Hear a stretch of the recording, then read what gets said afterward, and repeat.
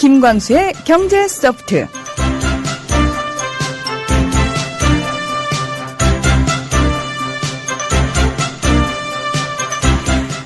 매주 목요일은 김광수 경제연구소 소장이신 김광수 소장님과 함께 경제 이야기를 해보는 날입니다. 오늘도 변함없이 나와 계십니다. 안녕하세요. 네, 안녕하세요. 네. 지난주에 첫 시간을 저희가 가졌는데요. 많은 네. 분들이 정말 좋아하시더라고요. 아, 그래요? 네. 네, 감사합니다.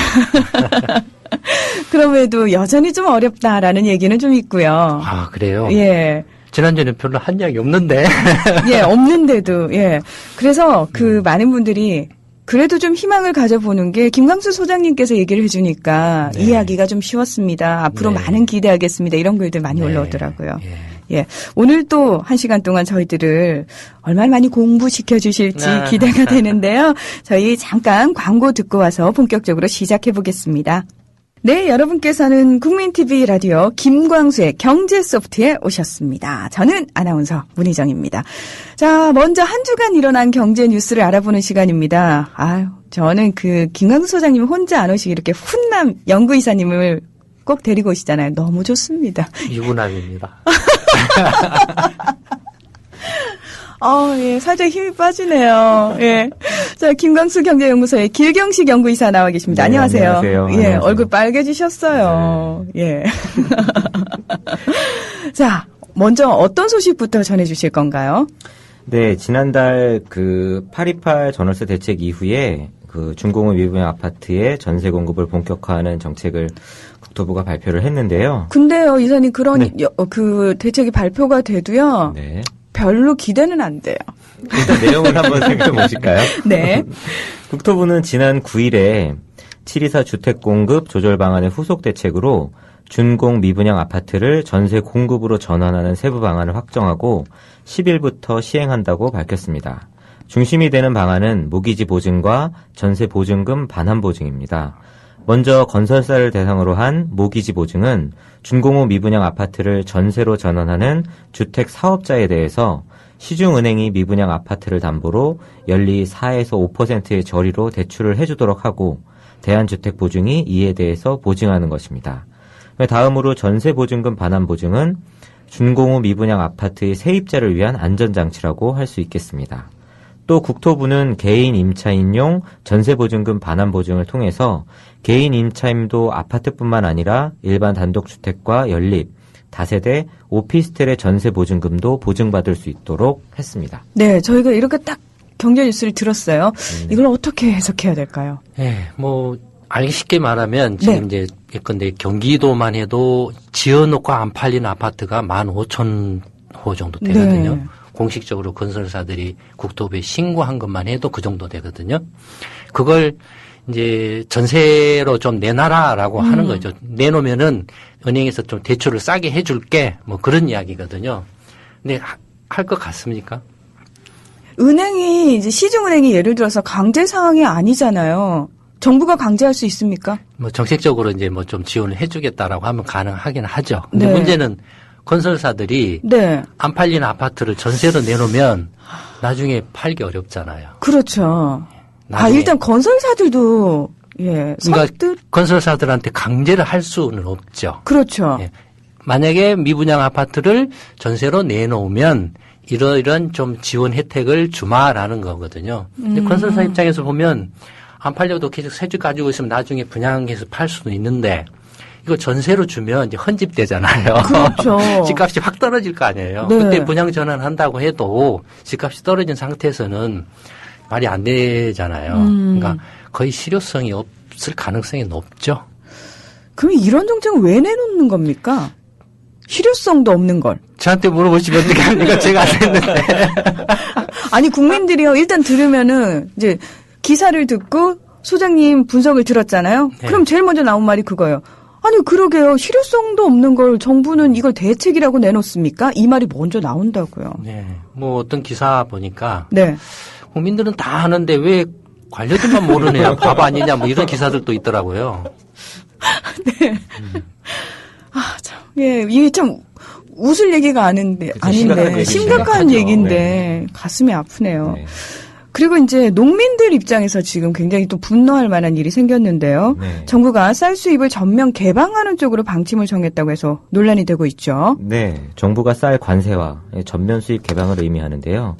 이 정부가 쌀 관세화를 긍정적으로 검토하고 있고 이르면 내년 초 의사 결정을 확정하고 WTO와 협의에 들어갈 방침을 정했다고 합니다. 그동안 이 쌀 관세화는 1998년 우루과이 라운드에서 매년 2만 톤씩 쌀 의무 수입량을 늘리기로 한 후에 계속 기한을 연장해 오고 있었는데요. 그리고 2004년부터 10년 기한으로 연장한 것이 이제 내년으로 마감이 될 예정입니다. 네. 정부는 국내 쌀 소비가 꾸준히 줄어드는 상황에서 매년 2만 톤씩 늘어나는 쌀 수입 물량을 소화하기가 상당히 부담스러운 상황이라 쌀 수입을 전면 개방할 수밖에 없다고 이야기를 했는데요. 하지만 쌀 수입 개방이 순조롭게 이어질지는 여전히 미지수입니다. 농민단체의 극렬한 반대와 의회의 동의를 얻기가 쉽지 않을 것이기 때문이고요. 또 일부에서는 쌀 수입을 전면 개방하게 되면 앞으로 진행될 도하 개발 아젠다와 FTA 협상에서 쌀을 예외 조항으로 취급하는데 부정적으로 영향을 줄 수 있고 특히 중국과 FTA 협상에서 더 낮은 우대 관세를 요구할 위험성도 배제할 수 없어서 현재 상태를 유지하는 것이 최선이라고 주장을 하고 있습니다. 네. 그래서 저는 여기서 이제 두 가지가 궁금한데요. 네. 첫 번째는 쌀 수입을 전면 개방하는 것이 강제 사항인지와 두 번째, 그리고 우리가 그동안 왜 꽤 오랜 시간 동안 그 쌀 수입을 계속해서 해오지 않았습니까? 네. 그래서 국내 쌀 농업이 많이 그 해외 의존적으로 바뀌었는지 그 두 가지가 궁금합니다. 네. 먼저 이제 이번 지금 기사 내용과 관련해서 농축산부는 이런 말을 한 적이 없다라고 이렇게 보도 자료에 대한 해명을 했습니다. 네. 그러니까 쌀 수입 시장을 내년에 개방을 하겠다라는 그걸 아직 결정한 바가 없다라고 말을 이렇게 했다라고 이제 농축산부 홈페이지에 이렇게 올라와 있고요. 그다음에 이제 1994년에 이른바 이제 그 전에는 가트 체제라는 게 있었습니다. 네. 2차 세계대전이 끝나고 이제 왜 전쟁을 했나라고 이렇게 돌이켜 보니까 여러 나라들이 서로 경제적으로 자기 나라 상품을 더 많이 수출을 하려고 하고 수입은 안 하려고 했다. 그래서 이제 교역은 자유롭게 하도록 하자. 안 그러면 전쟁한다 또. 그래서 이제 가트 체제라는 게 출범을 한 겁니다. 네. 그 가트 체제는 대상이 공산품이었습니다. 공산품하고 농산품이나 1차 상품이 들어있는데 1차 상품은 대부분이 이제 교역 대상에서 빠지거나 교역 대상을 말하자면 시장 개방을 한다고 해도 관세율이 엄청나게 높았습니다. 말하자면 보호를 인정을 해줬죠. 네네. 그러니까 가트 체제에서는 기본적으로 공산품만이 주요 이제 교역 대상에서 자유화 대상이 됐거든요. 근데 그렇게 하다 보니까 여러 가지 문제들이 많이 생기고 특히 이제 미국이 이제 너무 경상수지 적자가 너무 많이 나서 이제 위험하다라고 해서 그러면은 경상수지 적자를 줄일 수 있는 방법이 뭐냐? 미국이 좀 갖다 팔 수 있는 거. 그렇죠. 그게 뭐냐니까 이제 주로 농산품.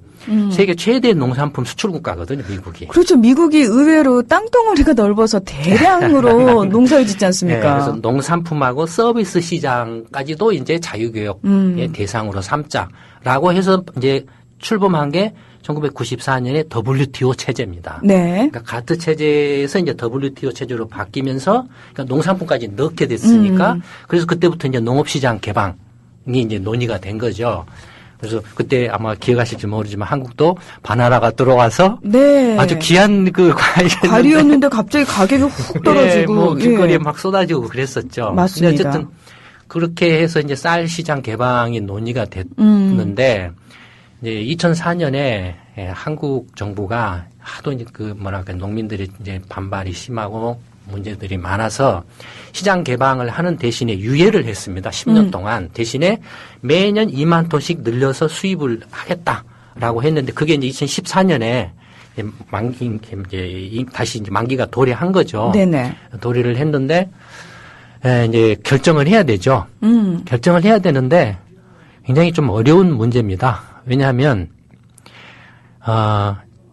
한국이 지금 이제 쌀 소비량이 계속 줄어들고 있거든요. 네. 줄어드는데 2011년 기준으로 쳤을 때 국내 쌀 소비량은 한 510만 톤 정도 됩니다. 근데 수입 물량까지 합쳐서 쌀 공급량은 610만 톤 정도 됩니다. 100만 톤이 100만 톤이 남네요. 예. 예. 그러니까 계속 지금 이제 공급이 소비가 줄어들고 있으니까.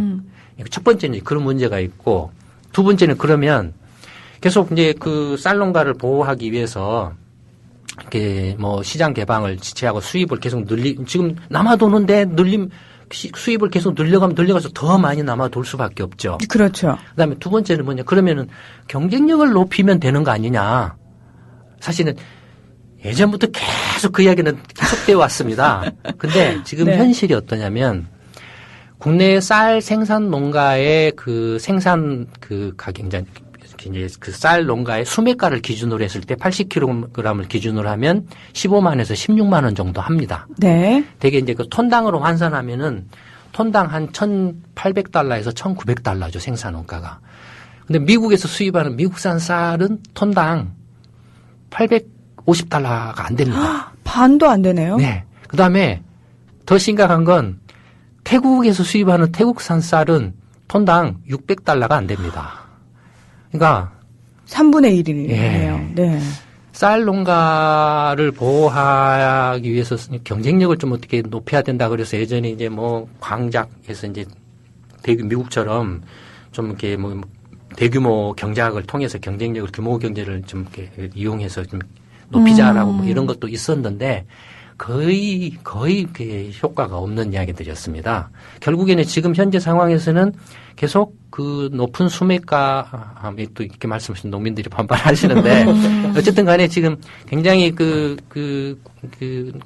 농민들 입장에서는 또 이제 쌀 농사를 지었는데, 또 생산 원가에 못 미친다라고 이렇게 이야기를 하시거든요. 그래서 정부가 수매해주는 15만 원, 16만 원도 굉장히 이렇게 못 미친다. 그것도 사실은 그 노무현 정부 때 이제 그 쌀농가 이제 보존해준다 직불제 네. 했습니다. 그걸 넣어서 지금 그렇게 되고 있는 거거든요. 그러니까 이 문제는 굉장히 사실은 오래 전부터 많은 그 연구와 지혜를 짜서 문제를 해결할 수 있는 방안을 찾았어야 되는데 항상 미봉책이고 임시 방편으로 그때만 땜질하고 넘어오다 보니까는 지금에 와서는 거의 손을 쓸 수 있는 방법이 별로 없지 않나 이렇게 생각이 됩니다. 현재 지금 그 선진국 가운데서 쌀 시장 개방을 반대하는 것은 일본과 한국뿐입니다. 근데 이 두 나라가 전혀 경쟁력이 없어요.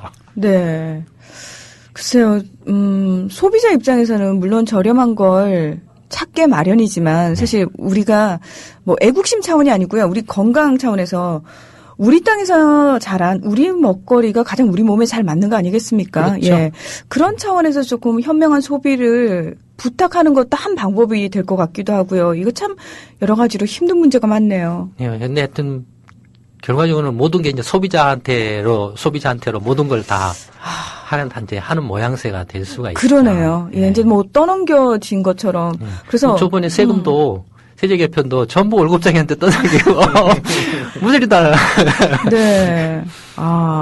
이건 정말로 지금 어렵더라도 지금 뭐 어차피 들어가는 건 들어간다고 치고 이제 좀 정말로 근본적으로 문제를 해결할 수 있는 장기책을 좀 지혜를 모아서 차분하게 장기책을 강구를 할 때 이제는 좀 정말로 제대로 그런 걸 할 때가 됐지 않나 싶습니다. 네, 참 이렇게 돼서 저는 제일 걱정되는 게요. 이렇게 쌀 재배 농가가 정말 줄어들다 없어져서 마치 우리 땅에서는 쌀 한 톨 나지 않을까봐 사실은 그 부분이 가장 겁이 나고 무섭습니다. 네, 지금도 쌀 이제 경작지 면적을 계속 줄이고 있죠. 예. 보통 이제 논하고 밭이 있는데 논의 경우에는 한 3년만 놀리면은 못 쓰게 됩니다. 못 쓰게 돼요. 그러니까 사실 이제 이 문제가 단지 뭐 또 가격이 비싸다 싸다라는 그보다도 더 근원적인 문제 우리 문희정 아나운서님이 얼핏 이야기를 하시는 건데 식량 안보 문제가 심각하게 걸려 있거든요. 네. 그러니까 식량 안보로 치면 예를 들어서 이제 사료까지를 포함해야 한 식량 자급률은 3%가 채 안 됩니다. 한국이. 제일로 낮습니다. 못 사는 나라들보다 더 낮습니다.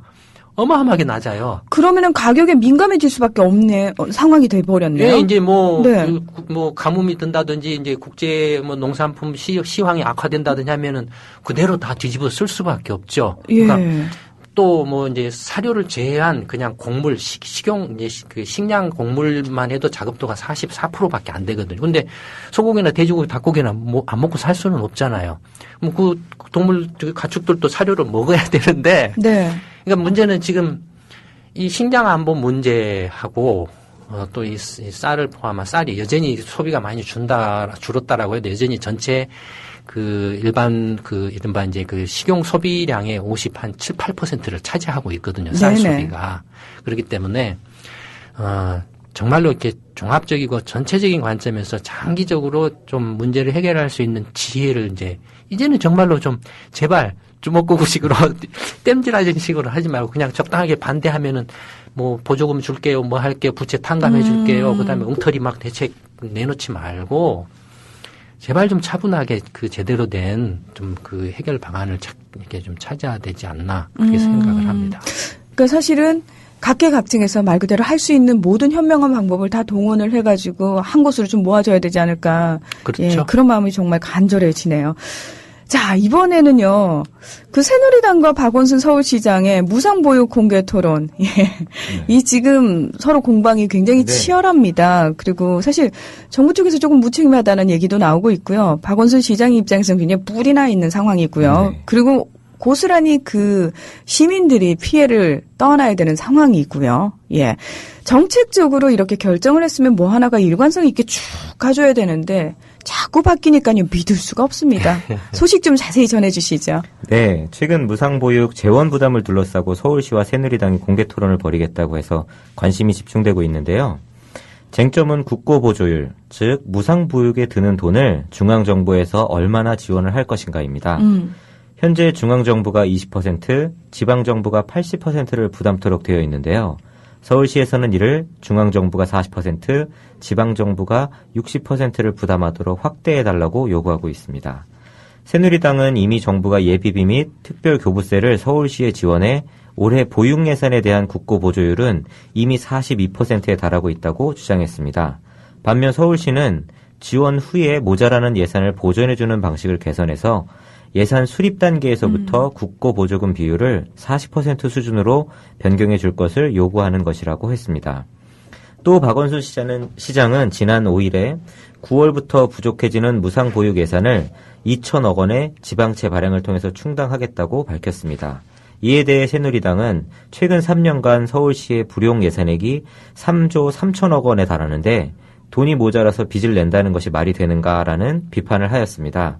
그러자 서울시는 당해 연도에 다른 예산을 전용해서 쓴다는 것은 상당히 무리가 따르는 일이고 그동안 불용 예산의 대부분은 이미 채무 상환에 사용해 남는 것이 없다고 반박했습니다.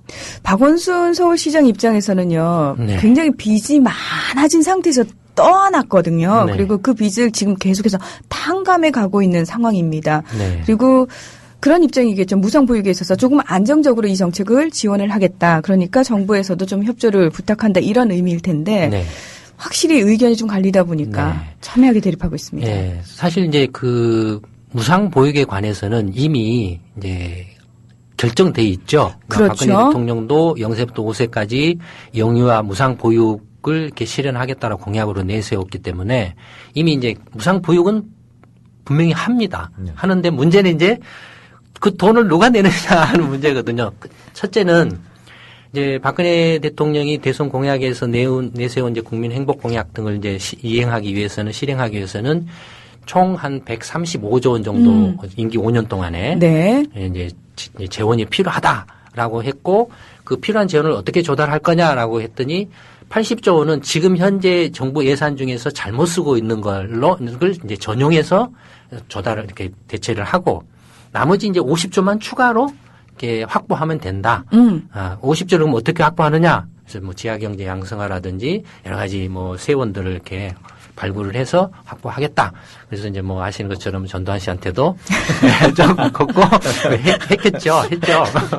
근데 어쨌든 예. 그렇게 해서 135조 원을 만들겠다라고 이렇게 했는데 지금 이제 서울시하고 이제 새누리당하고의 싸움은 이제 그 재원을 누가 분담하느냐 거죠. 그러니까 그 퍼센테이지를 높여요. 비율을 높여요. 그렇죠. 예. 그러니까 이제 원래는 이제 그 세금이 두 가지가 있는데 중앙 정부가 이제 걷는 게 국세죠. 국세고 이제 지자체가 걷는 게 지방세죠. 지방세. 네. 근데 국세하고 지방세의 그 규모를 보면 국세가 한 190조 정도 됩니다. 한 200조 조금 못 됩니다. 그다음에 지방세가 한 50조를 좀 넘어요. 그러니까 거의 한 20% 전체 이제 세금으로 국세하고 지방세를 합쳐놓고 보면은 지방세가 전체 한 20% 정도 되죠. 네. 그러니까 중앙 정부가 80% 세금을 걷고 지방 자치단체들이 20%를 이제 걷어서 하고 있는데 그 중에 이제 중앙 정부가 걷은 것 중에 또 이제 상당 부분을 교부금으로 이제 지자체에 또 줍니다. 그렇죠. 예, 주고 그다음에 국고 보조금이나 이런 걸 줍니다. 지방 정부 입장에서 보면 지방 정부가 쓰는 1년 예산 중에서 지방세로 걷어들여 가지고 조달하는 게 한 50% 조금 넘습니다. 그다음에 중앙 정부로부터 이제 그 법에 의해서 반드시 이건 지자체에 줘야 된다라고 하는 교부금까지를 포함하면은 이제 한 70, 한 5, 6% 정도 되죠. 물론 이제 지자체에 따라서 편차가 큽니다. 크지만 평균적으로 보면 그 정도 되거든요. 그러니까 지자체 입장에서 보면 무상보육은 대통령이 공약을 했고 중앙정부 거기 때문에 또 재원이 중앙정부가 많기 때문에 왜 전체 그 세원의 20%밖에 안 되는 지자체한테 그걸 부담하라고 하느냐. 지금 우리 그거 갖고 쓰기도 지금 턱없이 모자란데 뭐 이제 이런 싸움이죠. 네. 그러니까 어쨌든 이건 뭐 지자체하고 중앙정부 간에 이제 세 부담, 그 재원 부담의 문제니까 뭐 어떤 식으로든지 해결을 하지 않을 수가 없게 돼 있습니다. 어떤 식으로든지 0세부터 5세까지의 영유아 무상 보육은 어떤 식으로든지 이렇게 이제 공약이고 하기로 했으니까 이제 시행이 될 거고요. 하여튼 그 부담 가운데서 이제 근데 서울시 같은 경우는 미리서 그 예산들을 이렇게 부담률을 정해가지고 미리서 주면 차질 없이 이렇게 지원을 해줄 건데 이게 자꾸 이렇게 태클을 건다는 거죠. 그러면 줄 것도 못 준다라는 거죠. 어차피 못 주게 되면은 시 입장에서는 빚내서 이제 임시로 그걸 떼워야 되니까. 그렇죠. 이왕 줄 거면 먼저 줘서 빚 안 내고 이자 안 물고 이렇게 해도 되는데 나중에 어차피 줄 건데 그걸 왜 태클을 거냐라는 거죠. 그거 마치 돈 쥐고 너네 말 잘 들어야지 이거 줄 거야. 안 그러면 안 줄 수도 있어라고 협박하는 것도 아니고요. 그렇죠. 예. 네. 박원순 서울시장이 예를 들어서 서울시 지방채를 2,000억 원을 내겠다라고 얘기를 하지 않았습니까? 네. 자, 그렇다면 그거는 고스란히 서울 시민들의 빚으로 남는 건가요? 어떤 그렇죠. 의미로 받아들여야 될까요? 나중에 이제 뭐 그 중앙 정부하고 서울시 간에 지자체 간에 이제 무상 보육에 대한 재원 부담 기준이 정해지면 네. 거기에 따라서 이제 다시 정산을 하겠죠. 네. 뭐 저희는 서울 시민이기도 합니다만 대한민국 국민이기도 하잖아요. 네. 어차피 우리 주머니에서 나가는 돈이네요. 그렇죠. 예. 그러니까 잘 뽑아야죠. 결론은 그렇게 되네요. 예. 참, 지난주에 G20 정상회의. 네. 예, 참, 워낙 국내 현안 문제가 좀 복잡했기 때문에 많이 관심을 못 기울였는데요. 좀 살펴볼 필요가 있을 것 같습니다. 네. 이 미국의 출구 전략에 대해서 국제 공조 체제를 통해서 공동 대응하기로 합의했다고 하는데요. 그 내용 좀 전해 주시죠. 네, 지난 7일에 폐막한 G20 정상회의에서 각국 정상들은 공동 선언문을 통해서 G20 국가들의 잘 조율된 행동이 금융 위기를 극복하고 세계 경제를 회복시키는데 핵심적 요소임을 강조하며 선진국은 통화부양책 축소를 신중하게 진행하고 신흥국은 자유무역을 지지할 것을 약속했습니다. 특히 이번 G20 정상회의 중 가장 중요한 이슈 중 하나였던 출구 전략과 관련하여서 서구 중앙은행들이 글로벌 리스크를 억제하기 위해 통화정책 변화를 신중하게 실시하고 시장과 명확하게 소통해야 한다고 밝혔습니다. 그러면서도 건전한 거시경제정책, 구조개혁, 강력하고 신중한 정책 틀이 고조된 변동성을 다루는 데 도움이 될 것이라며 일부 국가들이 타격을 받는 데는 경제개혁이 미진했기 때문이었다는 선진국의 관점도 드러냈습니다. 경제 분야 이외의 최대 이슈였던 시리아 문제는 대립각을 좁히지 못했는데요. 오바마 대통령은 시리아 공격에 대한 지지를 얻기 위해 노력했지만 러시아, 중국 등 다른 나라들의 반대에 부딪혔습니다. 네, 일단 내용이요. 저희가 분명히 들었는데 뭔 내용인지 잘 모르겠고 외교적 수사로 가득 차 있는 것 같고요. 뭔가 확실하고 구체적인 내용은 없습니다. 그리고 또 하나 저 들으면서 화가 났던 게 이런 그 미국의 출구 전략에 민첩하게 대응하지 못하는 국가들은 그 나라의 경제 개혁이 제대로 되지 않았기 때문에 그 나라 책임으로 온전히 돌리고 있고요. 참 이기적으로 작성을 했네요. 뭐 그런 면도 없지 않아 있습니다. 네, 요거 설명을 좀 부탁드릴게요, 소장님. 네, 오늘 이제 주제가 미국의 이제 출구 전략에 관한 이제 주제죠. 그래서 네. 물론 이제 그 G20 정상회담이 국내에서는 별로 관심을 못 끌었지만 국내뿐만 아니라 외국의 경우에도 거의 관심이 없었어요. 심지어는 그 정상회담에 참가한 그 영국 총리가 하품을 하는 모습이 찍히기도 하고 그럴 정도로 네. 지금은 많이 조금 이렇게 관심도가 많이 좀 떨어진 것 같습니다. 그 이유가 G20 정상회의에서 아무리 많은 얘기들이 오고 가도 실효성이 있느냐 없느냐의 문제이기 그런 때문에. 문제죠. 네, 예. 그런 문제죠. 그냥 뭐 20개국 정상들이 모여서 또 저런 코스프레 같은 거 하나보다 뭔가 자기네끼리. 예. 그래서 이제 지금 FRB의 출구 전략이 이제 가장 관심 사항이었는데. 네. 그래서 이제 오늘 이제 그 이야기를 나눌 주제가 바로 그겁니다. FRB 출구 전략에 관한 겁니다. 그러면은 그 FRB 출구 전략에 대한 얘기를 본격적으로 좀 시작을 해볼까요? 네. 네. 우선 우리 훈남 길경식 연구이사님 고맙습니다. 감사합니다. 미국 연방준비이사회요. 예, 뭐 경제를 잘 모르시는 분들도 워낙 뉴스에서도 많이 들었습니다. FRB. 예. 그리고 출구 전략 용어도 참 익숙합니다. 네. 먼저 출구 전략이라는 거요. 예, 잠깐 설명은 해 주셨습니다만 구체적으로 어떤 건지 좀 저희에게 쉽게 풀어 주시죠. 네. 아까 우리 문희정 아나운서께서 이제 경제 소프트 청취자분들 상당수가 공부 좀 하게 해달라는 요청이 많았다라고 이렇게 이야기를 하셨는데. 저희 정치자들은 공부하는 거 완전 좋아해요. 정말로 그렇습니까? 좋습니다. 하여튼 확실하게 공부하실 수 있는 공부가 되는 이야기를 한번 해보도록 하겠습니다. 네. 출구 전략이라는 건 아마 대부분 다 아실 겁니다. 이른바 이제 FRB가 2008년 글로벌 금융위기가 발생하고 나서 그 이후에 이제 경기 부양이다 뭐다 하는 목적으로 해서 달러를 찍어냈습니다.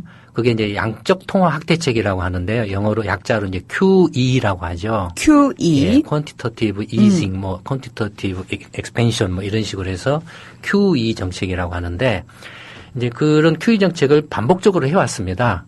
네, 그러니까 돈을 계속 찍어냈다라는 거죠. 근데 돈을 찍었다라는 게 이제 정말로 인쇄기에다가 종이를 넣어가지고 걸어서 찍은 게 아니고 전자화폐를 많이 이제 공급을 한 거죠. 네네. 지금 다 그 돈으로 이렇게 하는 것보다는 신용카드로 하지 않습니까? 그렇죠, 그렇죠. 그거 마찬가지예요. 지금은 이제 돈을 찍어낸다라고 하면 종이돈이나 동전을 찍어내는 게 아니고 그냥 전자로 이렇게 이체를 하는 거죠. 네. 근데 어쨌든 그런 그 식으로 이제 어마어마하게 이제 달러를 많이 공급을 했죠. 공급을 했는데 이제는 어떤 이유에서든지 어떤 이유에서든 간에 하여튼 그걸 이제 그만하겠다. 돈 찍어내는 걸 그만하겠다라는 거거든요. 그게 이제 출구 전략. 출구 전략. 이제 기존에 이렇게 돈을 찍어내던 거에서 빠져나오겠다. 네. 네, 그런 의미인데 우리나라로 따지면 이제 한국은행의 역할을 FRB가 그렇죠. 하고 있는 거죠. 중앙은행이죠. 중앙은행 예. 역할을 하고 있는 거죠. 연방준비이사회가 하고 있는데. 미국의 중앙은행이죠. 네, 그렇습니다. 자, 그렇다면은 왜 금융위기가 왔는데 네. 양적 통화 확대책을 실시를 할까? 또 요 연결점을 얘기를 네. 해주셔야 될 것 같아요. 이제 아시는 것처럼 2008년에 이제 미국에서 이제 부동산 투기 거품이 붕괴하면서 그와 관련된 각종 파생 금융 상품들까지 포함해서 다 이제 거덜나면서 금융기관들이 거의 미국의 모든 금융기관들이 다 무너져 버릴 뻔했습니다. 그때 우리 국민들이 또 그 단어를 하나 알게 됐잖아요. 서브프라임 모기지. 정말. 네.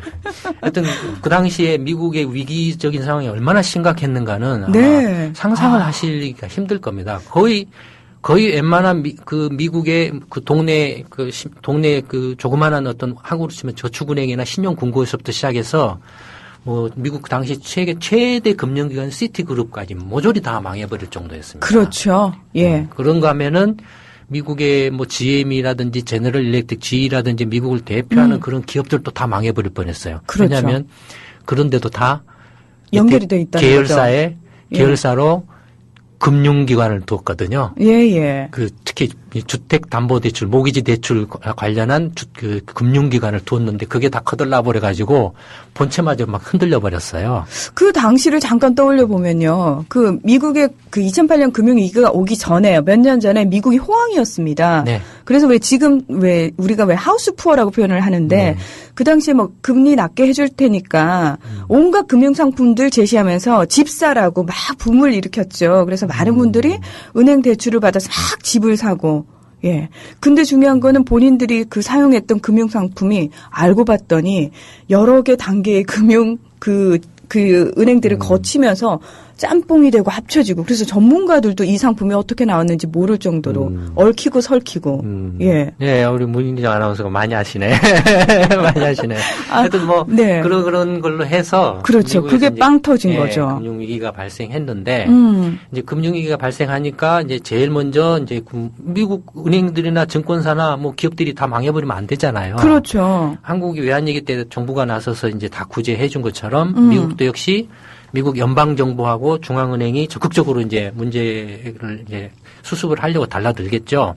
뭐 이제 미국 이제 연방정부나 중앙은행 첫째는 막 그 무너져 이제 파산하는 걸 막아야 되죠. 일단은 예. 그래서 이제 그 연방정부는 이제 뭐 돈 어디 있겠습니까? 막 이제 빚을 내는 거죠. 예, 국채를 막 발행해서 이제 돈을 조달해서 막아주는 거고 FRB는 금리는 이제 0%로 툭 떨어뜨리고 그렇죠. 그다음에 돈이 없어서 이제 문제가 되니까 이제 달러를 막 찍어서 이제 공급을 해주죠. 이제 첫 번째 양적 통화 확대책이 2009년 3월 달에 있었습니다. 그걸 QE1이라고 할 수 있는데 근데 요건 이제 사후 대책이었죠. 그렇죠. 네. 근데 지금 이제 미국의 지금 출구 전략과 이해하시려면은 이 출구 전략이 앞으로 어떤 영향을 미칠 것인가를 이해하시려면은 이 양적 확대책이, 통화 확대책이 어떻게 추진되어 왔는가를 좀 제대로 이해하실 필요가 있습니다. 이제 2008년, 2009년 상황은 지금 미국이 망하냐 어떠냐 하는 그런 절박한 절체절명의 상황이었거든요. 근데 그때 그런 상황이 벌어진 건 뭐 때문에 벌어졌습니까? 아까 말씀하셨잖아요. 네, 서브프라임 모기지. 예, 부동산 투기 거품이 꺼져서죠. 네, 거품이 꺼졌죠, 말 그렇죠. 그대로. 그러니까 부동산 관련한 것이죠. 부동산 관련한 투기 거품이 꺼졌으니까 가장 심각한 타격을 받은 건 부동산과 관련한 모든 상품이죠. 금융상품이죠. 그렇죠. 금융상품들이죠. 예. 그중에 가장 어마어마한 금융상품이 하나 있습니다. 그게 MBS라는 겁니다. 예. 예. MBS. 예. 그 MBS라는 것은 미국 연방주택금융공사라는 곳이 있는데 페니메이하고 프레디맥이라는 곳이 있는데 네. 이 페니메이하고 프레디맥이라는 곳이 이제 이 MBS 증권을 이렇게 발행을 하거든요.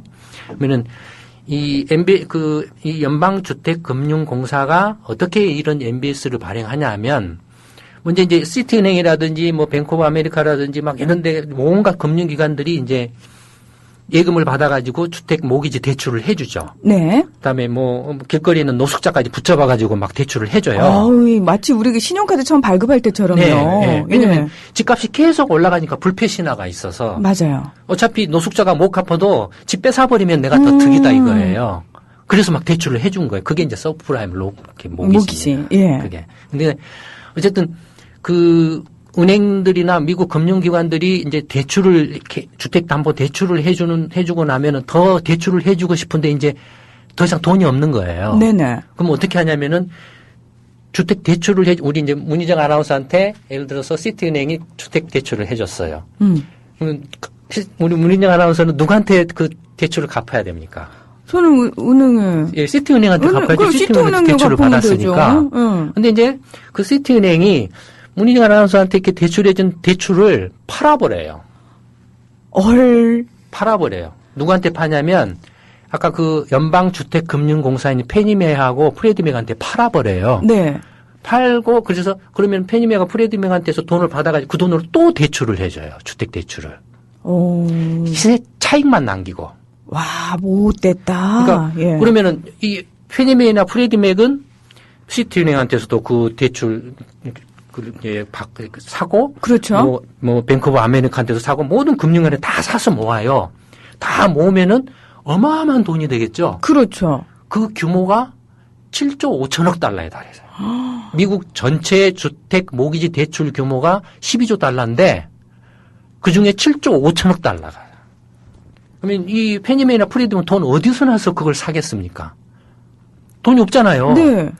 그래서 이 페니메이하고 프레디맥이 각 금융기관으로부터 산 주택 모기지 대출을 담보로 해가지고 채권을 발행합니다. 그게 MBS입니다. MBS. 근데 이건 미국 연방정부가 지급을 보증해 주는 거기 그렇죠. 때문에 예. 미 연방정부의 국채하고 거의 신용도가 똑같아요. 근데 수익률이 약간 눈꽃만큼 높아요. 그래서 이제 그게 조금 더 인기가 있었죠. 그러니까 그 2008년에 이제 2007년 8년에 미국에서 부동산 투기 거품이 꺼졌을 때 제일 먼저 사람들이 걱정하는 건 뭐겠습니까? 그 채권 자기가 가지고 있던. 그렇죠. 예. MBS 채권 저거 종이 조각되는 거 아니야? 그게 제일 걱정될 거 아닙니까? 그렇죠. 그 당시에 그 MBS 채권을 제일로 많이 가진 사람인 투자자가 누구였냐면은 그 외국인 투자자였습니다. 뭐 한국 정부라든지 이런 데가 이제 외환 보유고로 미 국채나 그런 공채를 그렇죠. 가지죠. 맞아요, 사죠. 맞아요. 예. 그러니까 1조 한 6천억 달러 가량을 보유를 하고 있었습니다. 그 다음에 많이 가지고 있는 데가 누구였냐면은 미국 가계가 가지고 있어요. 1조 달러를 가지고 있었어요. 그 다음에 기타 금융기관들 줄줄이 이렇게 쭉 이제 가지고 있는 거죠. 근데 2008년에 이제 리만 브로더스가 딱 파산하고 나니까는 야. 이제 끝이다. 리먼 브로더스 그 사태라고 우리가 표현을 하지 않았습니까? 네. 그 당시에. 예. 그러니까 끝이다라고 하고서 어떻게 이제 그 투자자들이 어떤 행동을 보였냐면 미국 가계가 1조 달러를 가지고 있었어요. 네. MBS 증권을. 그걸 모조리 다 팔아버렸어요. 순식간에. 그러니까 어떻게 되겠습니까? 시장이 붕괴돼 버리죠. 당연하죠. 한꺼번에 그 매물이 확 쏟아지면 1조 달러 하면은 그 감이 없으실 것 같아요. 전혀 없죠. 예. 1조 달러 하면 첫째는 한국 GDP입니다. 그게 한꺼번에 시장으로 몰린 건가요? 예, 투매가 난 거죠. 1조 달러면. 그 다음에, 그래도 한국 GDP라고 해도 감이 없으게 잘 안 오시는 분들이 계실 것 같아요.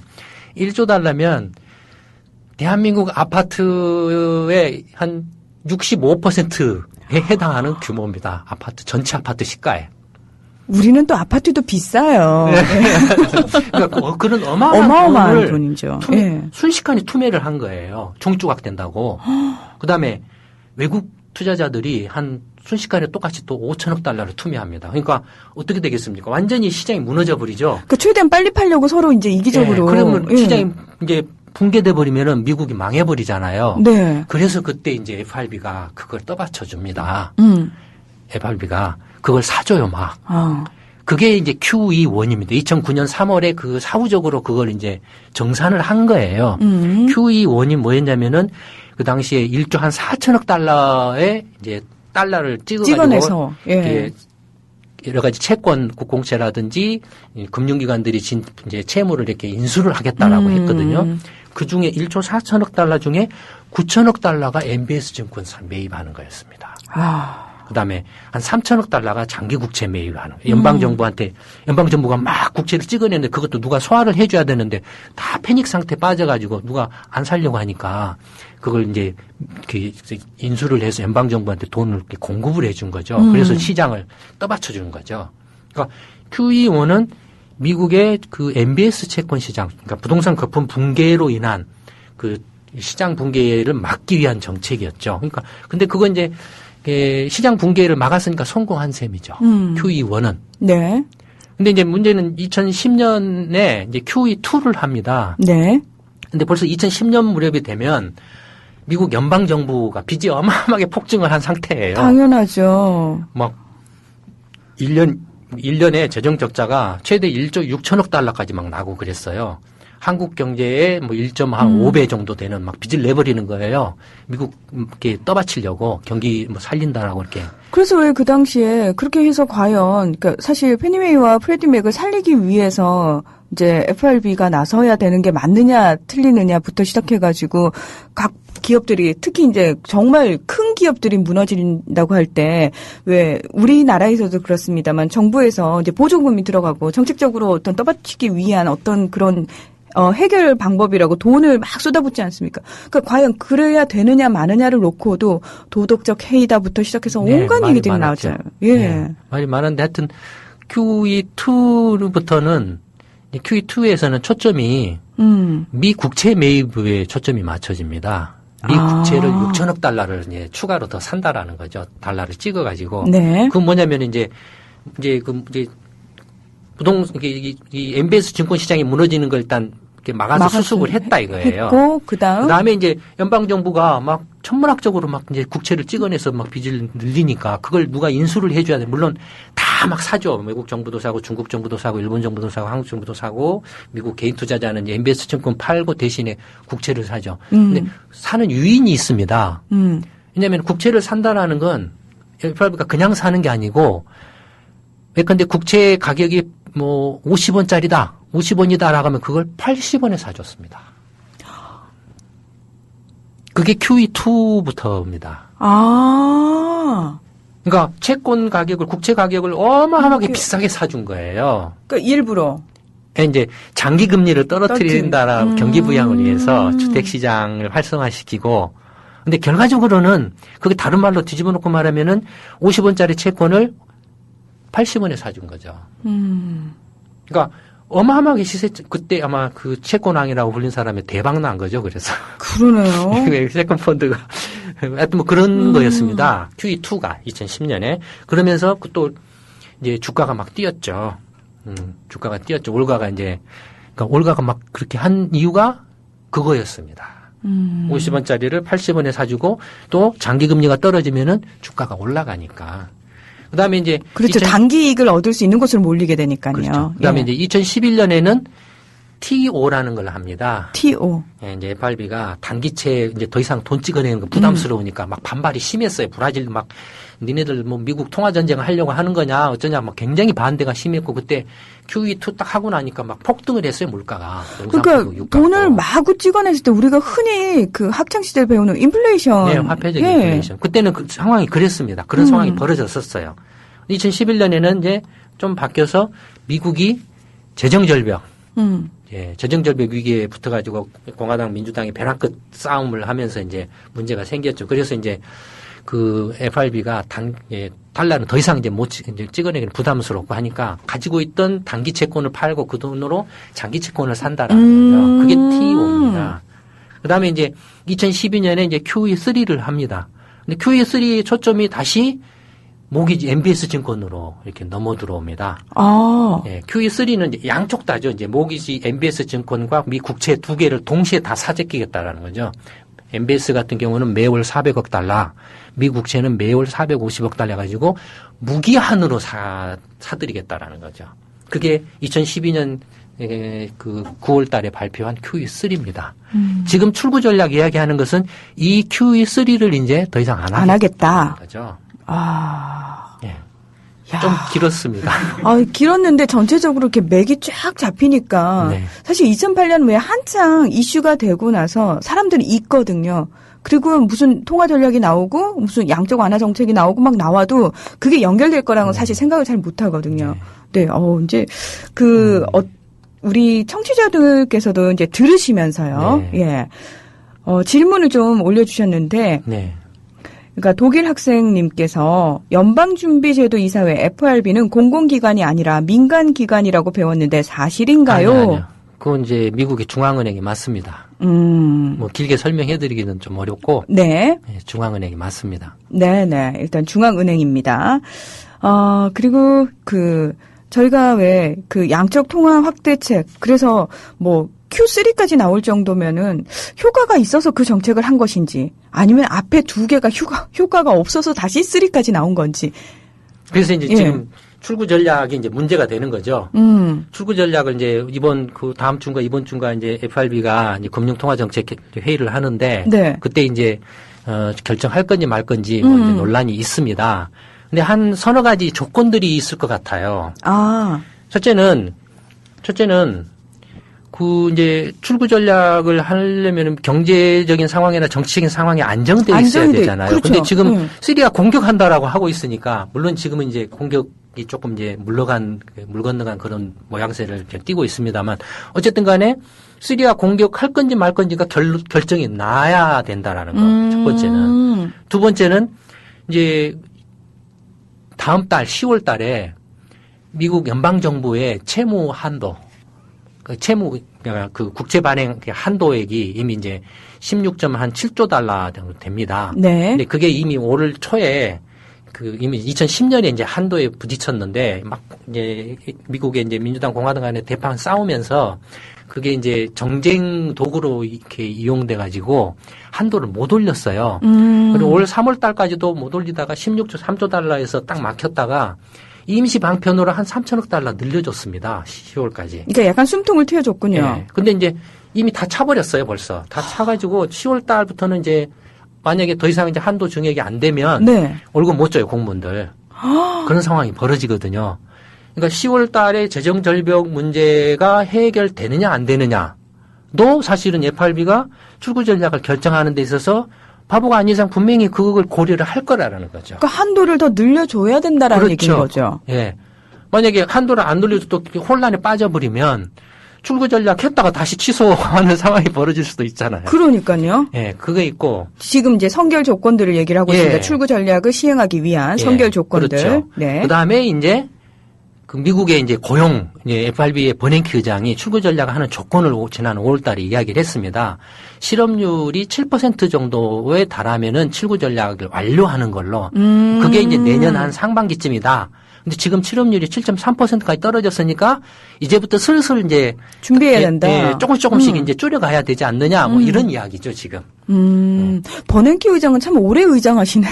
두 번 했죠. 제가. 예, 저희가 그분 이름은 어디서 그렇게 많이 들었어요. 예. 근데 하여튼 그 이제 실업률과 관련해서 이제 실업률 수치상으로는 출구 전략에 뭐 이렇게 역 조건이 갖춰져 있는 것처럼 보이지만 네. 실제로 미국의 그 고용의 질이라든지 상황을 보면은 여전히 안 좋습니다. 이제 금융위기 이후에 고용 회복이 한 650만 명 정도 회복이 됐습니다. 여전히 이제 그 피크 시에 비하면 한 120만 명인가 150만 명 정도 아직도 부족하지만 네네. 한 650만 명 정도 다시 회복이 됐는데 그중에 400만 명 정도가 파트타임 취업자입니다. 그러니까 겉으로 봤을 때는 회복된 것처럼 보이나 실질적으로 들여다보면은 예. 그 양적, 그러니까 질적으로 그렇죠. 양호한 상태는 아니군요. 네. 그러니까 그걸 이제 FRB의 이제 그 투표권을 가진 사람들이 어떻게 해서 이제 판단하느냐 하는 문제가 있죠. 그다음에 이제 마지막으로는 무기한으로 아까 QE3에서 무기한으로 매달 850억 달러를 사재끼겠다라고 했거든요. 네네. 이건 미국 지금 FRB가 금융위기 전에는 한 9천억 달러 있었어요, 자산이. 지금은 3조 한 6천억 달러, 7천억 달러까지 가 있죠. 이제 2012년 그 QE3 하기 전에는 2조 8천억 달러 했는데 그 사이에 뭐 지난 한 1년 가까이에 8천억 달러 가량 늘어난 겁니다, 지금. 어마어마하게 지금 늘어나고 있어요. 도대체 그 언제까지 경기가 좋든 나쁘든 관계없이 언제까지 찍어내서 이거 할 거냐라는 거죠. 그리고 정작 그렇게 해서 경기 부양 효과가 있었냐라는 거죠. 안타깝게도 경기 부양 효과가 없다라는 것이 저희 연구소 경제 시평에서 일제 나온 결론입니다. 근데 저희만 그런 게 아니라 이미 FRB 자체적으로도 그런 그 견해가 많고요. 그다음에 차기 FRB 의장으로 이렇게 후보로 거론되고 있는 그 서머스라는 분도 네. 양적 통화 확대책은 효과가 없다. 그래서 지금 올가가 그 사람이 이제 후보가 되는 거 굉장히 반대하고 있거든요. 근데 저는 그 FRB가 계속해서 출구 전략을 얘기하는 게요. 사실 자기네들 정책을 얘기하는 걸 수도 있지만 저는 시장에 사인을 주는 거지도 않을까. 그래서 각 국가에서 사실은 그 얘기를 듣고 계속 대비책을 좀 세울 필요가 있지 않을까라는 생각이 들거든요. 맞습니다. 먼저 출구 전략을 이야기하면 아까 뭐라고 말씀드렸죠? 양적 확대책이 이제 그만하는 거니까. 근데 50원짜리를 80원에 80원에 사준다고 그랬죠? 네. 그걸 더 이상 안 하면 어떻게 되겠습니까? 80원짜리가 50원으로 다시 50원으로 가겠죠? 그러니까요. 최고 가격 그래서 급락하고 있는 겁니다, 지금. 그다음에 또 그 장기 금리를 떨어뜨렸는데 1.68%까지 축 떨어뜨렸는데 뭐 3, 4% 있던 걸 이제는 출구 전략을 더 이상 안 하면은 다시 금리가 올라가겠죠. 그렇죠. 금리가 올라가면 주가가 어떻게 되겠습니까? 주가는 떨어지죠. 예.